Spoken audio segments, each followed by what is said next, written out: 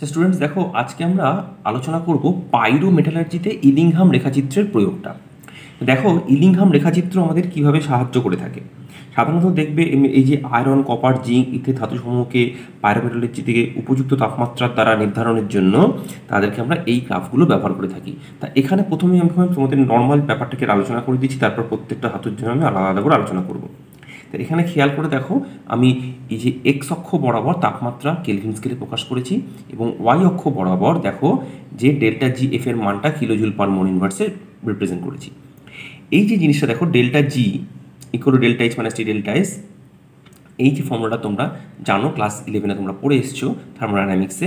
এখান থেকে দেখো খেয়াল করে আমরা তিনটে গ্রাফকে আমরা ড্র করেছি। দেখো একটা হচ্ছে গিয়ে carbon plus oxygen, carbon dioxide, যেটার ক্ষেত্রে ডেল্টা এস এর মানটা অলমোস্ট অপরিবর্তনশীল থাকে, খুব একটা পরিবর্তনশীল হয় না। তাহলে সেই জন্য দেখো, যেহেতু ডেল্টা এস এর মানটা খুব একটা পরিবর্তনশীল নয় এই ক্ষেত্রে, তার ফলে কী হচ্ছে দেখো, এইখানে ডেল্টা জি জিরো বনাম টি যে রেখাটা প্রায় আনুভূমিক হয়। ঠিক আছে, তাই জন্য এখানটা আমরা এটাকে দেখো একটা স্ট্রেট লাইন দ্বারা প্রকাশ করেছি। এইবার দেখো খেয়াল করে, এই যে কার্বন মনোক্সাইড থেকে কার্বন ডাইঅক্সাইড অক্সিজেন দ্বারা যখন প্রবাহিত হচ্ছে, এক্ষেত্রে দেখো ডেল্টা এস এর মানটা নেগেটিভ হয়। ডেল্টা এস এর মানটা নেগেটিভ হলে দেখো কী হচ্ছে, তাপমাত্রা বাড়ার সাথে সাথে দেখো এই যে মানটা দেখো, এই মানটা ধনাত্মক হয়ে যেতে শুরু করে, তাই না? ডেল্টা এস এর মানটা নেগেটিভ হলে তারপরে ডেল্টা জি এর মানটা কম ঋণাত্মক হবে, আর ডেল্টা জির মানে যত কম ঋণাত্মক হবে দেখো দেখো এই মাইনাস ছশো হতে দেখো আস্তে আস্তে মাইনাস 200-র দিকে আস্তে আস্তে এগোচ্ছে। এই জায়গাটা ভালো করে বুঝতে হবে।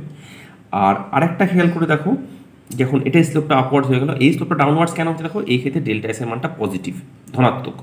এই ক্ষেত্রে দেখো, অর্থাৎ কার্বন থেকে কার্বন মনোক্সাইড তৈরি যখন হচ্ছে অক্সিজেন দ্বারা, এই ক্ষেত্রে ডেল্টা এস এর মানটা পজিটিভ হলে দেখো, ডেল্টা এস এর মানটা পজিটিভ হলে কী হবে, অর্থাৎ টি ডেল্টা এস এর মানটা আরও বেশি নেগেটিভ হবে। দেখো এই যে মাইনাস 200 থেকে দেখো এটা 600-র দিকে, মাইনাস 600-র দিকে এগোচ্ছে। অর্থাৎ এই ক্ষেত্রে আমরা রেখাটাকে এই স্লোপটা ডাউনওয়ার্ডস দেখবো, তাই তো, নিচের দিকে ঢালু হয়ে যাবে। তাহলে বুঝতে পেরেছো এই গ্রাফটাকে আমরা কেন প্রকাশ করলাম, কীভাবে প্রকাশ করলাম। এইবার আমাদের দেখতে হবে কোন কোন ক্ষেত্রে বিভিন্ন তাপমাত্রার সময় আমরা কার্বন মনোক্সাইড কোনটাকে বেছে নেব, সেটার জন্য আমরা নেক্সট আলোচনাটা এরপরে করব। আচ্ছা স্টুডেন্টস, এইবার দেখা যাক যে আমরা হেমাটাইটের বিজারণের ক্ষেত্রে কী ঘটনাটা ঘটছে। দেখো এখানে আমরা এখন একই রকমভাবে ছবিটা এঁকেছি।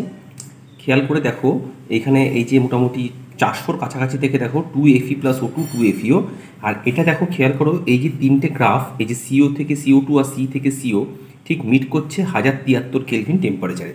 অর্থাৎ আমরা এখান থেকে একটা জিনিস পরিষ্কার বুঝতে পারছি। দেখো যেখান থেকে দেখো এই যে FeOটা তৈরি করা হচ্ছে, FeO সিস্টেমটা যেখান থেকে Fe বার করা হবে, তার জন্য আমাদের সিস্টেমটা হচ্ছে এই যে 1073 টেম্পারেচারটা, তার নিচে এই সিস্টেমটা কাজ করছে, আর তার উপরে দেখো এই 1073 দেখো তার চেয়ে বেশিতে টেম্পারেচারে যেটা কাজ করছে সেটা হচ্ছে গিয়ে এইখানের টেম্পারেচার সিস্টেমটা।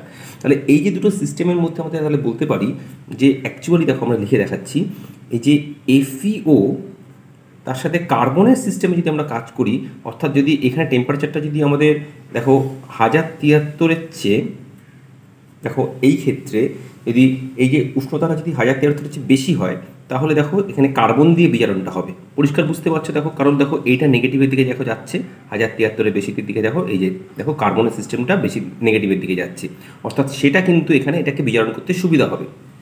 অর্থাৎ এক্ষেত্রে আমরা পাবো হচ্ছে গিয়ে Fe প্লাস 3CO। ঠিক আছে, আর যদি বিষয়টা আমাদের বুঝতে হয়, যদি 1073-এর চেয়ে যদি টেম্পারেচারটা যদি যাচ্ছে দেখো, যদি এখানে বেশি থাকে, আমরা এটা বললাম তাই তো, 1073-এর চেয়ে বেশি টেম্পারেচারে এই সিস্টেমটা কাজ করবে। আর 1073-এর চেয়ে নিচে টেম্পারেচারটা হয়, অর্থাৎ সেই ক্ষেত্রে দেখো FeOকে কার্বন মনোক্সাইড দিয়ে আমাকে বিজারণ করতে হবে। অর্থাৎ টেম্পারেচারে যখন 1073-এর চেয়ে কম হবে, সেই ক্ষেত্রেও কিন্তু আমরা Fe পাবো এবং কার্বন ডাইঅক্সাইড পাবো। তাহলে দেখো এই ক্ষেত্রে আমাদের কার্বন ডাইঅক্সাইডটা কাজ করছে, অর্থাৎ কার্বন মনোক্সাইড থেকে কার্বন ডাইঅক্সাইড, অর্থাৎ এই যে সিস্টেমটা, এই সিস্টেমটা যখন কাজ করছে দেখো 1073-এর চেয়ে যখন টেম্পারেচারটা নিচে থাকছে, আর এই যে সিস্টেমটা কাজ করছে যখন কিন্তু টেম্পারেচারটা 1073-এর চেয়ে ওপরে থাকছে। অর্থাৎ এইখানে দেখা যাবে যে FeOকে আমরা বিজারণের জন্য কিন্তু ভিন্ন ভিন্ন উষ্ণতায় ব্যবহার করতে পারি, আয়রন অক্সাইডের বিজারণটা।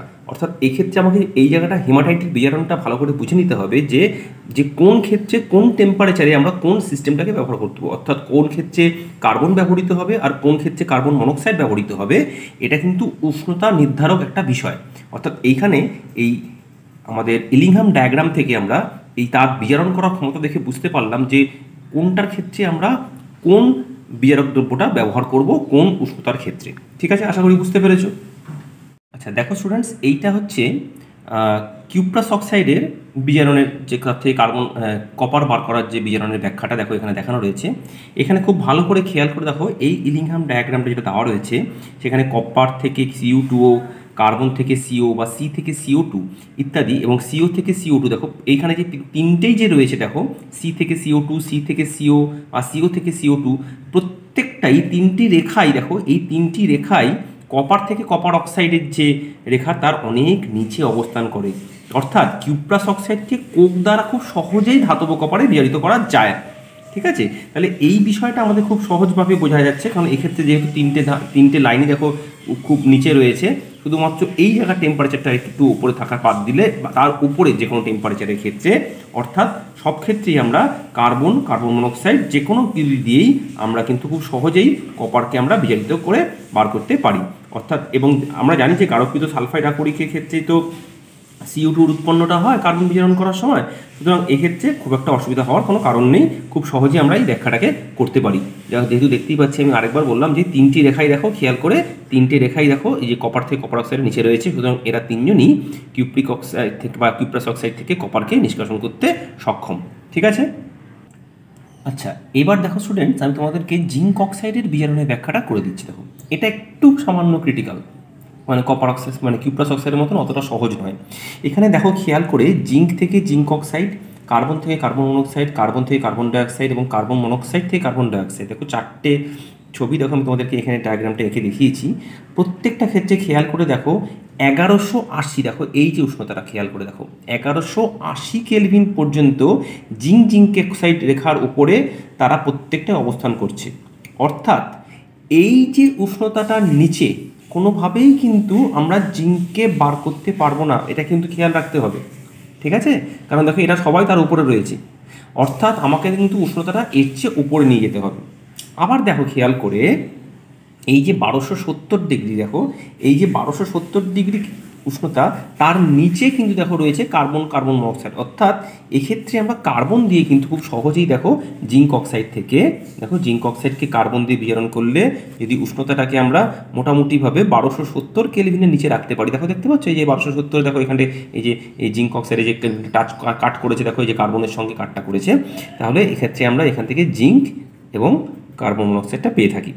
ঠিক আছে, তাহলে এই জায়গাগুলোকে আমাকে একটু ভালো করে বুঝতে হবে। আর যেহেতু CO2 রেখাটি সর্বদাই এর উপরে, দেখো এই যে CO2টা যেহেতু দেখো জিঙ্ক অক্সাইডে সর্বদাই উপরে অবস্থান করে, অর্থাৎ এই ক্ষেত্রে আমাকে পরিষ্কার বুঝতে হবে কার্বন মনোক্সাইড ব্যবহার করে কোনোদিনই কিন্তু আমরা জিঙ্ক অক্সাইড থেকে জিঙ্ককে বার করতে পারবো না। এই জায়গাগুলোকে খুব ভালো করে বুঝতে হবে। পরিষ্কার ভাবার একটা জিনিস, যে রেখাটা নিচে রয়েছে সেটাকেই বিজারক হিসেবে ব্যবহার করতে হবে, যে রেখাটা ওপরে রয়েছে সেটা কখনোই নিচের রেখাটিকে বিজারণ করতে পারবে না, অর্থাৎ নিচেরটি বরং উল্টে এটাকে বিজারণ করে দেবে। ঠিক আছে, তাহলে এই যে নীতিগুলো আমাকে খুব ভালো করে ব্যাখ্যা করে নিতে হবে। আমি তোমাদেরকে ভালো করে লোহা অর্থাৎ হেমাটাইটের, জিঙ্কের এবং কপারের এই তিনটেকে খুব ভালো করে তোমাদেরকে আজকে ইলিংহাম ডায়াগ্রাম দিয়ে মানে বুঝিয়ে দিলাম। ঠিক আছে, আশা করি তোমরা এটা ভালো করে বুঝতে পেরেছো। যদি বুঝতে পারো তাহলে অবশ্যই আমার চ্যানেলটা সাবস্ক্রাইব করে নিও এবং বন্ধুদের সাথে শেয়ার করো। ভালো থেকো।